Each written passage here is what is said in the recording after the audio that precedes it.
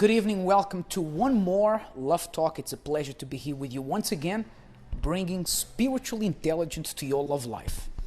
What else can I say? Well, remember to share this video with everyone you know. That's all. We're going to go straight to the question, and it comes from a man who says, I'm having problems with my wife. Since we had a baby, she seems distant, angry, and disconnected from me. I love having a child, but I miss my wife. Is our marriage ending? Or is there anything I can do to rescue our love? Well, I don't think your marriage is ending. It's been very well documented that many times there are women who, after having children, they struggle to get back to who they were before inside, because there's other issues. There's sometimes people deal with postnatal depression, which may not necessarily be depression, but it may be the woman saw her body changing. She's trying to get her health back, her frame of mind back. I don't think you should be asking if your marriage is ending. It's not ending. I think now more than ever your wife needs support, and this is a time to try to get closer to her, try to understand her, talk to her, so that you can help her to gain her confidence back. Would you agree with that? Yeah, I do. I mean, maybe it's their first child. Maybe that's why he's panicking. But if you speak to other people who have children, you will see that, yes, life changes a lot after you have a child. We don't have children, but we do know many people, and we've talked to many couples who faced similar issues. Now, just a quick word for the mother. I don't know if she's going to be watching. Is that something that happens as well when you become a mother, is women tend to give too much. You give too much of their time to everything. Is a child now. Yes, the child needs you, and it's a new experience for you. It's very understandable, but don't forget your husband. Okay, so get a balance and go back to how you were before, so as much as possible, so that you can invest in your marriage. There's no doubt that when a child comes up, the dynamics, the daily life of the couple, they're going to change. It's very difficult to expect your wife to behave the same, being that, probably she has, or you both have to wake up in the middle of the night to feed the baby. You probably don't sleep very well. You're tired all the time. That could be the issue. Perhaps if you ask her, if you talk to her, you're going to find out this is the issue. And there may be little things that you're going to change about your daily life, perhaps to help her a little bit more, that will give her more time for her to recover, to think more about herself, getting her strength back. And like Elena said, it's important that even though there is a child, you remember that there were two people before that child came along that helped to bring that child into the world, and those two people need to keep investing in their relationship. And all the child really needs is a happy mom and dad. So she doesn't need a very prosperous family.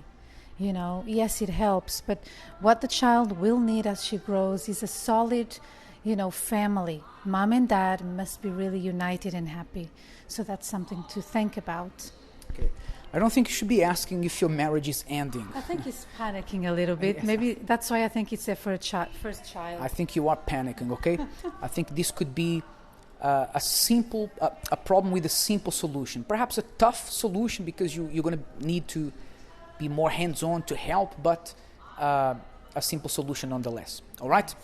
Let's go and listen to a beautiful song. We'll come back in just a moment to share with you the topic for today.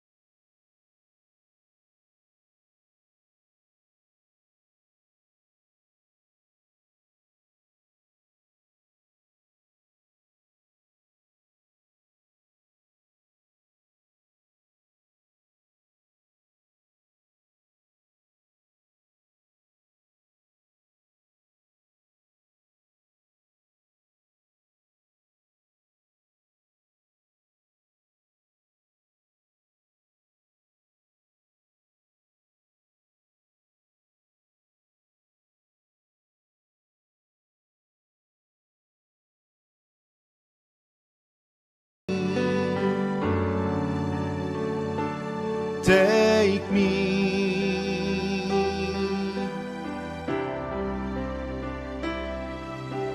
Worthy, worthy, you are worthy, worthy is the Lord.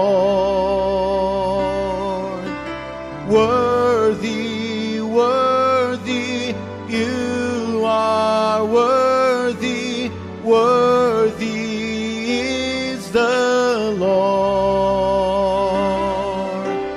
Worthy, worthy, you are worthy, worthy is the Lord.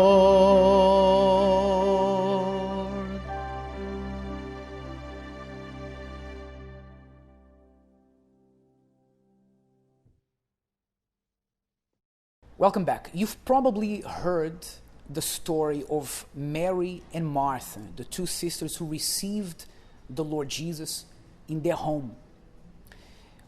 And you probably heard as well what was Martha's behavior. It has to be said that Martha was eager to receive the Lord Jesus well into her house.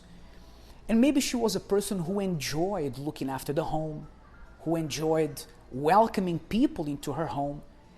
And she took that enjoyment into receiving the Lord Jesus into her home.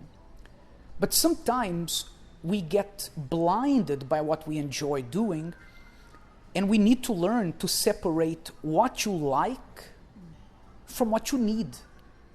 Because in that moment, Martha, she shouldn't be doing what she liked, to fixing the house. What she needed was not to be doing that. What she needed was to stop everything that she was doing and to sit there listening to what Jesus was going to tell them. And in a relationship as well, many times, people do in the relationship what they like, but they don't do what they need. Yeah. I can already think of an example is similar to the one of Martha, people who like to entertain their friends in their home. Too much, and then you don't have time for your spouse. You don't have time for, you never have a quiet moment with your spouse because you love so much entertaining people or doing something in the house, for example. You are someone who is very focused on cleaning and, it is an issue for you because nobody can live in that house. The house is like a showroom and that causes problems in your marriage. Or, this is just a small example, but I could think of so many others. In fact, you're not looking at the bigger picture. You're thinking of yourself and what you like. In fact, when we get married, there's many things we bring with us that we like to do that they're not necessarily wrong. It wasn't wrong for Martha to be a person who liked to look after the house, but it wasn't the right time. So when we enter a relationship, there's things we like that we have to learn we don't need them anymore. For example, if you're single and you're single, you don't have anybody, you want to spend 3 hours playing video games, that's probably not the most productive thing you're going to do. You could be doing something better. But if it's your free time, you do what you want with it. But the moment you get married, you have to understand, hold on, I like to do this, but is this going to help me in my relationship? Perhaps you like to go out with your single friends all the time. But the moment you get married, you need to learn that you don't need that anymore because now you have someone else to spend your times with. So distractions, they make us lose sight of what is fundamental for things that are less important. People cannot lose sight of what is extremely important and those that are not important. If losing the video game, the 3 hours video game, whatever it is you do that you like, is going to make your wife happy, that's more important. Do that. Some men even say, but I provide everything. I pay the bills, I pay the rent. You should be happy, woman. We get a lot of this complaint from women. But maybe, look at you, you are missing something, a small detail. Maybe, yes, she appreciates you helping so much and working so hard, but a little time alone, a little, noticing of your wife, how she looks, are you okay? Are you dying? Are you sick? It's a bit extreme. No, it is. I'm being sarcastic here on purpose because some men, they only think of the big thing. Like, I go to work every day. I put food on the table. She should be happy. Why is she complaining? Maybe she's dying inside because she doesn't have a husband. She has a worker at home, but not the affection she needs. And if she's feeling like this, imagine your children. And one of the biggest problems is the person who doesn't see the need to change. The partner sees, no, this is a problem. But for them, it's not a problem. But just because something is not a problem for you, it doesn't mean that it's not a problem for the person. You need to have your ears and eyes open to what that person thinks. Everybody could see that what Martha was doing was a problem. Apart from Martha, she went to Jesus, and even the way she spoke to Jesus was not right. She said, Lord, don't you care that I'm doing all this work and my sister's doing nothing, sitting at your feet? But that's exactly what Mary should have been doing. That Mary was where she was supposed to be. The one who was wrong, who was not where she was supposed to be, was Martha. But Martha couldn't see that. And in a lot of ways, there are people who don't see the need they have to change. It's important you understand that. If something you're doing, perhaps you like to do it, perhaps it's not a sin, but if it's damaging your relationship, you need to be ready to let that go. Or if it's too much. Yeah. Too much of one thing is not good. Sometimes we need to let go of what we want so we can receive what we need. You need peace in your relationship. Perhaps the guy says like this, look, I like to wake up in the morning. I'm single. I like to wake up in the morning and brush my teeth and leave the house. I don't like to worry about my hair. I don't like to worry about shaving. Or if my clothes are ironed. or if they're clean or not. That's what you like. That's how you like to leave the house when you're going to work. Yeah. But what if you meet the person at work? What if you meet the person in an environment you weren't expecting, your potential partner? Just because you were the way you wanted, you didn't receive what you needed. Yeah, and probably that person is still single. Mm-hmm. Sorry to say. But what I'm trying to say with this is this, okay? If someone, your wife, or even your child or your husband is always telling you the same thing, their complaints are always basically the same, then there must be something wrong about your recipe. Something that you want so much to prove that you are right, but you might not be right. And the thing is, when people who are like that, so confident about themselves that they are so good of a husband, so good of a wife, and so on, everyone else around you sees that you are not. So listen to what people are telling you. Mm-hmm. When I say people, are the people involved in your life, like your spouse and your children. Nobody else, just them. What you said is very important, because when Martha was going around doing all that, Martha was thinking, look at me. I'm so good. Look at me. I'm so good. Look what I'm doing. All these people here must be really proud of me because I'm doing something so great. But actually, everybody in that room was thinking, what is she doing? What is she doing? What is going on with Martha? She should be here, sitting down here. Sometimes what you're doing is not wrong, but it's damaging your relationship. You're not doing what you're supposed to do. Many have been leaving behind God's role for them to experience many distractions. The role for Martha was not to serve. The role for Martha was to sit at the feet of Jesus like everybody else was doing. And she missed that role because of the distraction of looking after the house. The wife, the husband, both have a role, a God-given role. The role of the husband is the leader, the provider, even though the woman doesn't need anybody to provide for her anymore because she works also. But the provide in the sense of bringing security. Mm-hmm. But many men, they miss on the role that God gave them because they are distracted with their hobbies, other things. They still behave like kids. some of them. And an example from a woman's perspective is the woman who is too much of a go-getter. I'm a businesswoman, I go out there and I'm gonna be this and be manager or whatever manager, and that's all you think about. And then when you go home, where's my husband? Well, he left you. Or he's about to leave you because, no one cooks for him. Or, I'm not talking about the cooking itself, but the love and care that you take to, you know what, my love, I made you a meal. How are you? And because you're never there. You're always going out, out. But it has to be said that this thing of being a go-getter is not negative. It just means you need to have a balance. Too much. You need to remember the role of you in the family. Not the role of cooking, that's not a role, but the role of the family, being there in the family, what God created you, anointed you to do. Yes, the person can be successful in their career, but that's not the role, even for the men. So remember what is God's role for you, and don't be distracted with things that are not important, that may not even be a sin, but perhaps they are destroying, damaging your relationship. Don't be a Martha who was looking busy and she was the only person in that house thinking, look how great I'm doing.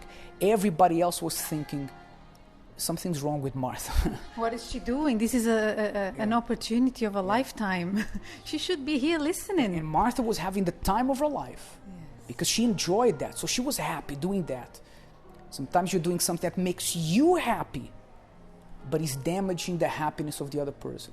But what matters is my happiness. Wrong. What matters is not your happiness. What matters is that you can bring happiness also to that person, and vice versa. Is your happiness, your personal happiness with your things, is it bringing unhappiness to that person?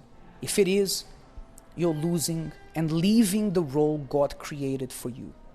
Think about that and be ready for change. That's all we have time for tonight. We'll be back again with you next week. And now you're going to see a testimony of a couple who were able to fix the problem that was there in their relationship. And if they could, you can as well. Join us this Sunday for the Sunday of Bulletproof Marriage in all our churches all over the world. God bless you. Bye-bye.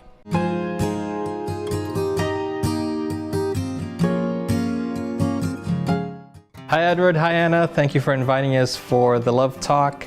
This is Bruna, my wife. I'm Paul. And today we're going to talk to you about our story. We're going to tell you a little bit about our 5 years together, right? First of all, how did we meet? So it was very, very funny. I met Paul in a garage, isn't it? Yeah, so we met in a parking lot. I had my camera with me and I was taking pictures of the event that was going on. And I met you there. I saw you in the middle of the crowd. I took pictures of you because, well, I thought you were beautiful. Oh, yeah, I remember I was like, who's this boy taking pictures of me? How dare him? Why is he taking picture of me? Well, I wasn't stalking you. I was taking pictures of the whole event, and then I saw you, I took a picture. So I sent you the pictures as if, look, here's your pictures from the event. But in reality, I just wanted to talk to you and see if we could, get to know each other. Yeah, and I remember that he sent me a message with the pictures and he said, he had the pictures, and I was like, so he took pictures of me, now he's sending the pictures, what does he want? And from then we started a friendship, isn't it? Yeah. We kind of debate a little bit. I think we spoke every single day, isn't it? And that's how we first started. It's true. And then we developed a friendship, we started dating. Yeah. We saw that we completed each other and we started liking each other, then we started dating. Yeah. And after a few months, I believe 9, isn't it? Yeah, or 9 to 10 months, yeah. We engaged. Yeah, we got married. Yeah. And everyone it was said one it was of the best fast, days of right? my life. But I think it was the ideal amount of time because we were talking every day, and I think it was I wouldn't do it differently. Aww. I think it was a good time. I think since dating, we saw things that we needed to improve and work on.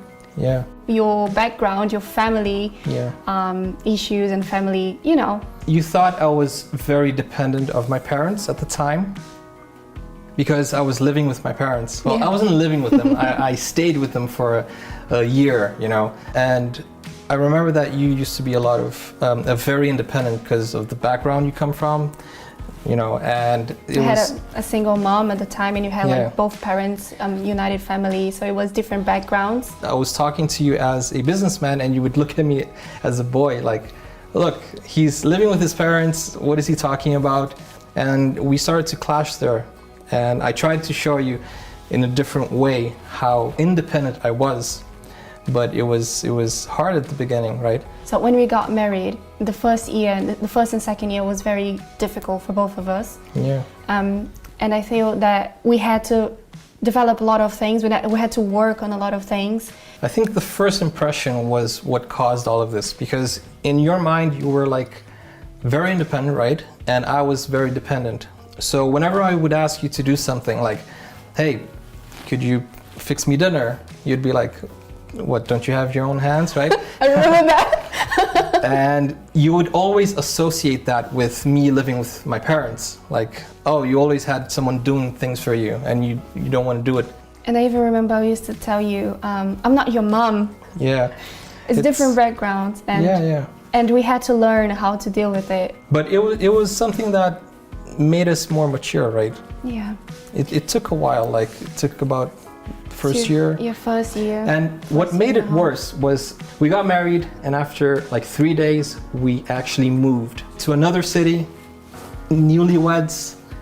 She left her mother, she left her family. But even though all of this happened, we still got things sorted out, right? Yeah, we reached a limit that we didn't know what to do anymore, isn't it? We were struggling, and we need to believe that everything would be different. We need to fight for our marriage. Because we went to another city, and in that city, I started working like 24 hours, and then I wasn't there for you anymore. And it was just a moment that we were very separate, right? If you think about it, it's just the strength that we got from these type of TV programs and these type of talks that Edward and Anna offers, right? I mean, just constantly talking to people who had these experiences. I was like in the middle of two decisions. What do I do now? Do I divorce or do I get help? And I wouldn't take it seriously. I wouldn't like, oh, she wants a divorce. I mean, you come from a family where divorce was present. And in my family, divorce was something very remote and very distant. And it was something that I would rebuke you. And I never stopped to think about it, that it was something that you had as an example in your family, right?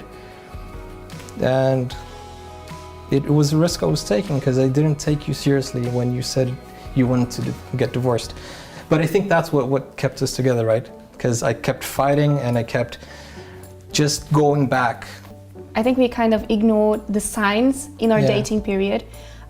We saw that we fought a lot during our dating period, and we didn't think that this would come in a marriage, because we thought, no, marriage will be the solution for all the problems. Exactly. We're going to get married and everything will be flowers and fairy tales. Yeah. But the things that we were building up in the relationship when we were dating, it just appeared in the marriage, but intensified because we were living the same roof. But we decided, let's get some help. We cannot stay in the same way. Yeah. And when we got help, we finally figured out that we were not alone, and somebody could help us to resolve the issue and to finally be happy in the marriage. Yeah, we're not the first and we're not going to be the last to go through these things. People daily, they go through these things, and there are people who know better that can help us, and it took us a while to understand that. As we asked for help and as we developed and matured,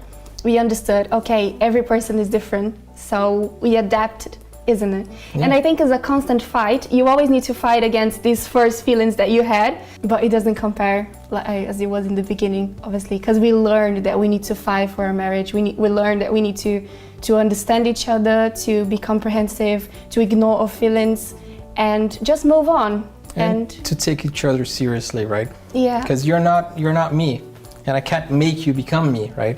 You're a different person, I'm a different person, and both have different backgrounds, different Exactly. family issues. yeah. And it's funny because when I finally decided, look, I'm gonna settle, I'm gonna have my family, I'm gonna have my home, then comes Bruna and says, hey, let's travel. And I had just stopped traveling, so I had to, okay, let's go. And I think that's what made us be together, right? And I remember that during that period, because it was just both of us alone, I developed that dependency. Like, I learned how to be a wife finally, because it was just both of us. So we had to help each other, and we gave each other like that balance. You are not alone, and I am not alone. We are together now. We are literally a couple. So that independency that I had, because of my background, my family background, it kind of, I had to kind of overcome that feelings and just look at myself and see and understand that I need my husband and I need to be a wife. So it was very important because we were traveling, and especially because we left our home country and came to a foreigner country. Yeah. So I had to, I didn't have my mom with me, and you didn't have your parents. We just had each other. So it was very important, it was very nice for us to finally be connected, isn't it? And I think it was a point that we always used to use. I mean, every time we were going through a problem, we were like, come on, let's not fight. I only have you. I mean, I have you no only one have each else, other. right? It's true. And it's still true up to today. I mean, we're in a country that I don't have any family here. I mean, I have my brother, but he has his own family. We only have each other. I mean, my parents aren't here, my grandparents aren't here, my family isn't here. So you are my mother, you're my father, you're my family, you're my friend, you're everything. I mean, I have nothing else, no one else. So if I fight with you, I'll have nothing left. And I think this dependency made us to build a trust. Yeah. So we could trust each other, and we can finally be a couple, be together in all the decisions, to take decisions together, and not like me taking this decision and you taking this decision based on different, but both together making decisions. So it was an important thing that happened with us and help our marriage. And I think a lot of little things like united us. We have a lot of things in common, so we enjoy the same things. Like, for example, we love to travel. Both of us love to travel. We love to watch movies. We love to cook together. So a lot of little things that just united us as a couple and made us build this relationship. Now you take pictures as well. So I got into photography. Yeah, I got into photography after marrying him. I think it was, so life actually brought us together, right? The experience, and we're still in the beginning of our marriage, right? Yeah. I mean, 5 years, and we still have a lot to learn. Yes, we're still developing, we're still growing and learning, maturing every day. We're just in the beginning, isn't it? We have a lot to go. Do you still think I'm a mama's boy? No.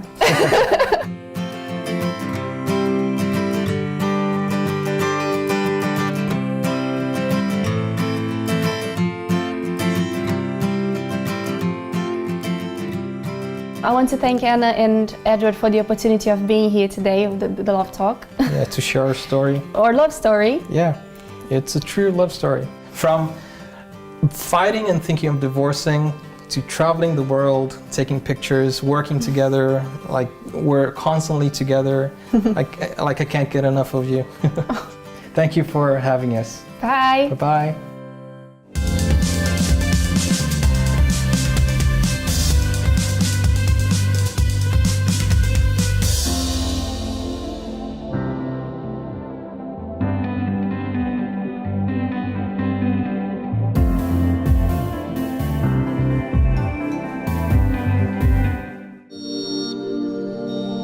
This program is brought to you by UCKG.